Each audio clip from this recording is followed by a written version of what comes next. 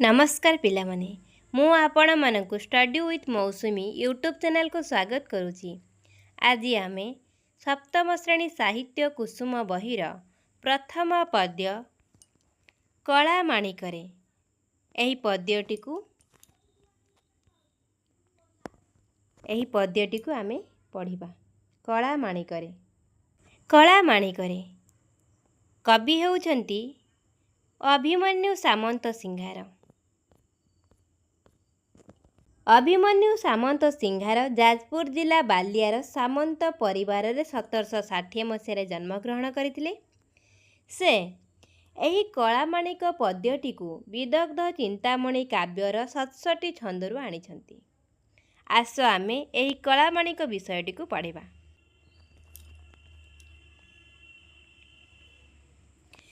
कला माणिकरे कला हेउची एक रंग, माणिक हेउची एक मूल्यवान द्रव्य। एठारे कवि अभिमन्यु सामंत सिंहार भगवान कृष्ण को कला माणिकरे बोली कहिचंती, कारण कृष्णंकर रंग हेउची कला एवं से हेउचंती माता जशोदांक पई अत्यंत मूल्यवान। तेणु कवि कृष्ण को कला माणिकरे बोली कहिचंती।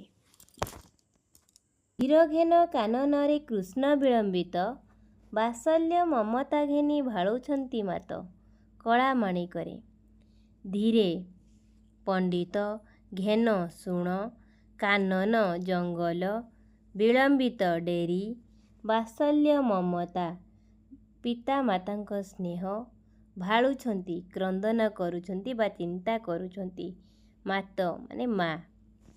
जेतेबेले कृष्ण गाई गोरू को धरी जंगल को जाती, माँ जशोदा तांको फेरिबा बाटकू अपेक्षा करी बसी थांती।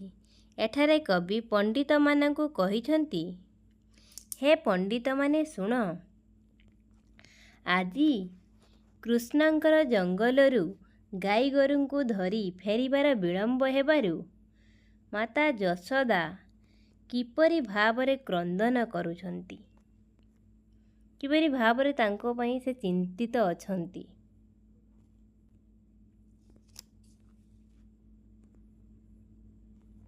धन संखाळी मोर दरिद्र पसरा, अंध लौड़ी बाबुरे हृद रत्नहारा कला माणिकरे। धन धनहीन संखाळी सहारा, धनहीनर सहारा मोर दरिद्र पसरा। दरिद्र मानकर पसरा अर्थात पात्र। अंधर लौड़ी असहायर सहाय, बाबुरे हृद रत्नहारा। रत्नहारा बेकरे पकाउथिबा रत्न बा हार को हृद रत्नहारा बोली कहा जाए। एठारे माता जशोदा निधन संखाळी, दरिद्र पसरा, अंध लौड़ी, हृद रत्नहारा बोली एही सबु संबोधन कृष्ण को करिछंती। जीव जीवन तुही नयन प्रतिमा, तते कि पासरी हेब मसुख सीमा कला माणिकरे। मो जीवन माता जशोदांकर प्राण हेउचंती कृष्ण। तुही नयन प्रतिमा, तुही होउची मोर आखिर छवि, तते कि पासरी हेब, तते कौन भूली हेब मो सुखर सीमा, तते कौन भूली मु सुखरे रही पारिबी। कृष्णंक बिना तांको सबु सुख अधूरा अटे बोली माता जशोदा प्रकट करिछंती।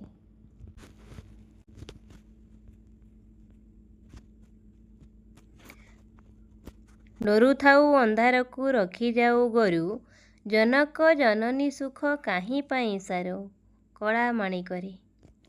डरू थाऊ अंधार को, तू अंधार को एते डरू, तथापि भी तू गोरू चराइबा पाई जंगल को जाऊ, जनक जननी सुख काहीं पाई सारू। तू अंधार को एते डरुथिले मध्य गोरू चराइबा पाई जंगल को जाऊ, तू आजी जेमिति गोरू चराइबा को जाई विलंब करूछु, तोर ही विलंब जोगु पिता माता को बहुत कष्ट अनुभव हेउछि। କାହିଁକି ତୁ ଆମମାନଙ୍କୁ କଷ୍ଟ ଦଉଛୁ? ବୃଦ୍ଧ କାଳେ ତୁମହର ଏକୋଇ ନନ୍ଦନ, ହୃଦତାପ ବିନାଶନେ ତୁହରି ଚନ୍ଦନ। କଳା ମାଣିକରେ। ବୃଦ୍ଧ କାଳେ, ବୃଦ୍ଧ ସମୟରେ ତୁମହର ଏକୋଇ ନନ୍ଦନ, ବୃଦ୍ଧ ସମୟରେ ତୁ ମୋର ଏକମାତ୍ର ସାହାରା। ହୃଦତାପ ବିନାଶନେ ତୁହରି ଚନ୍ଦନ। ଚନ୍ଦନକୁ ଦେହରେ ଲେପନ କଲେ ଚନ୍ଦନ ଯେମିତି ଶୀତଳତା ପ୍ରଦାନ କରେ, ଶ୍ରୀକୃଷ୍ଣ ସେହିପରି ମାତା ଯଶୋଦାଙ୍କ ମନର ଦୁଃଖ ଓ ଯନ୍ତ୍ରଣାକୁ ଦୂର କରିଥାନ୍ତି।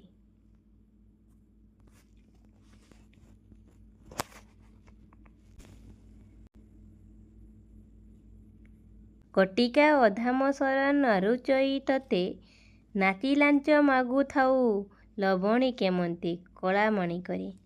ଗଟିକ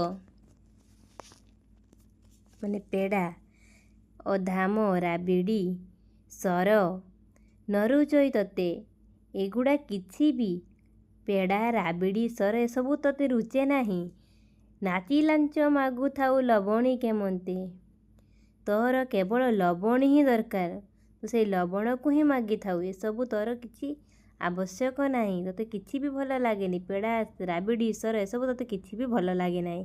କେବଳ ଲବଣୀ ହିଁ ମାଗିଥାଉ। ତଳି ମୁଁ ଧଇଲେ ଗଳି ହୋଇଯାଉ ତୁହି, ତଦୁର୍ବଳ ଦେଖି କାହିଁ ପଶିବଇ ମୁହିଁ। କଳା ମାଣିକରେ। ତଳି ମୁଁ ଧଇଲେ, ଯେତେବେଳେ ମାତା ଯଶୋଦା ତାଙ୍କୁ କଳେଇ ନିଅନ୍ତି, ସେତେବେଳେ କୃଷ୍ଣ ଏତେ ଦୁର୍ବଳ ଯେ ତାଙ୍କ ଦେହ ସହ ମିଶିଯାଆନ୍ତି। ତୋର ଏହି ଦୁର୍ବଳ ଶରୀର ପାଇଁ ମାତା ଯଶୋଦା ନିଜକୁ କଷ୍ଟ ଅନୁଭବ କରନ୍ତି, ଦୁଃଖୀ ମନେ କରନ୍ତି ନିଜକୁ। ଡାକିନି ଲଭନ୍ତି ବୋଲି ଡରୁଥାଉ ମନେ, ବାର ବାର ବାରୁଥାଇ ଯିବା ପାଇଁ ବନେ। କଳା ମାଣିକରେ। ଡାକିନି ଡାହାଣୀ ଲଭନ୍ତି ବୋଲି ଡରୁଥାଉ ମନେ। ସେ ଡାହାଣୀମାନେ ବିଭିନ୍ନ ପ୍ରକାରର ଲାଳସା ଦେଖାଇ ପିଲାମାନଙ୍କୁ ଚରାଇ ନେଇଥାନ୍ତି। ସେଇ ଡର ମୋ ମନ ମଧ୍ୟରେ ଥାଏ। ସେଥିପାଇଁ ବାରମ୍ବାର ମୁଁ ତୋତେ ବଣକୁ ଯିବା ପାଇଁ ବାରଣ କରେ। ନିଶାଚର ମାତିବାର ଶୁଭୁଛି ଶ୍ରୁତିକି, ମୁଁ ଡଙ୍କୁଣୀ ଛାଡ଼ିଦେଲି ବନକୁ କାହିଁକି। ନିଶାଚର ମାତିବାର ଶୁଣୁଛି ଶ୍ରୁତିକି, ମୋ ନିଶାଚର ରାତ୍ରିଚରମାନେ ମାତିବାର, ବୁଲିବାର ମୋ କାନକୁ ଶୁଭୁଛି। ମୁଁ ଡଙ୍କୁଣୀ ଛାଡ଼ିଦେଲି ବନକୁ କାହିଁକି। ମୁଁ ଡଙ୍କୁଣୀ, ମୁଁ ନାଗୁଣୀ ତୋତେ କାହିଁକି ଛାଡ଼ିଦେଲି ବନକୁ। ମୋତେ ଶୁଭିଲାଣି କ'ଣ ନା ରାତ୍ରିଚର, ନିଶାଚରମାନେ ବୁଲିବାର ମୋ କାନକୁ ଶୁଭିଲାଣି। ମୁଁ ତୋତେ କାହିଁକି ବନକୁ ଛାଡ଼ିଦେଲି ବୋଲି ଦୁଃଖ ପ୍ରକାଶ କରୁଛନ୍ତି। ଝାଳ ବହୁଥିବ ଅଙ୍ଗୁ ଲାଗି ଝାଞ୍ଜି ଖରା, ଶ୍ରମ ପାଇ ତରୁ ତଳେ ବସିଥିବୁ ପରା। କଳା ମାଣିକରେ। ଝାଳ ବହୁଥିବ ଅଙ୍ଗୁ ଲାଗି, ତୋ ଅଙ୍ଗରେ ଝାଳ ବହୁଥିବ। ଝାଞ୍ଜି ଖରା, ଏଇ ଝାଞ୍ଜି ଖରା ଯୋଗୁଁ ତୋ ଅଙ୍ଗରୁ ଝାଳ ବହୁଥିବ। ଶ୍ରମ ପାଇ ତରୁ ତଳେ ବସିଥିବୁ ପରା। ସେଇ ଶ୍ରମର କ୍ଳାନ୍ତ ଦୂର କରିବା ପାଇଁ ତୁ ଗଛର ତଳେ ବସିଥିବୁ। ସେଥିପାଇଁ ତୋର ବୋଧେ ବିଳମ୍ବ ହେଇଯାଉଛି।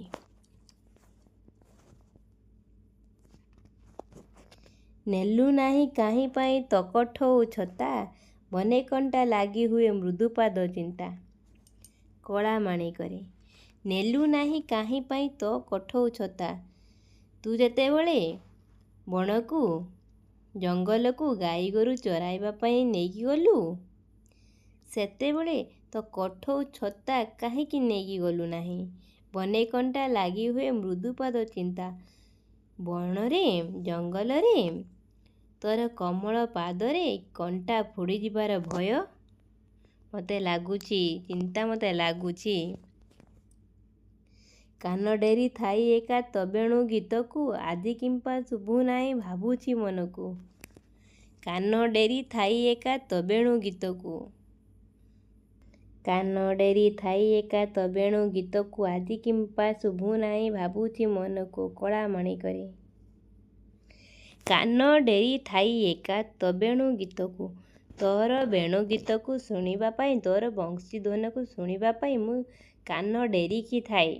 ଆଜି କିମ୍ପା ଶୁଭୁ ନାହିଁ ଭାବୁଛି ମନକୁ, ଆଜି କ'ଣ ପାଇଁ ଶୁଭୁ ନାହିଁ ତୋର ସେଇ ବଂଶୀ ଧ୍ୱନି? ଆଜି କାହିଁ ପାଇଁ ଶୁଭୁ ନାହିଁ, କ'ଣ ପାଇଁ ଶୁଭୁ ନାହିଁ? ମୁଁ ସେଇଟାକୁ ହିଁ ଭାବୁଛି, ମୁଁ ସେୟା ହିଁ ଭାବୁଛି। କାହିଁକି ଆଜି ଶୁଭୁ ନାହିଁ, ତୋର ଆଜି କାହିଁକି ବିଳମ୍ବ ହେଉଛି?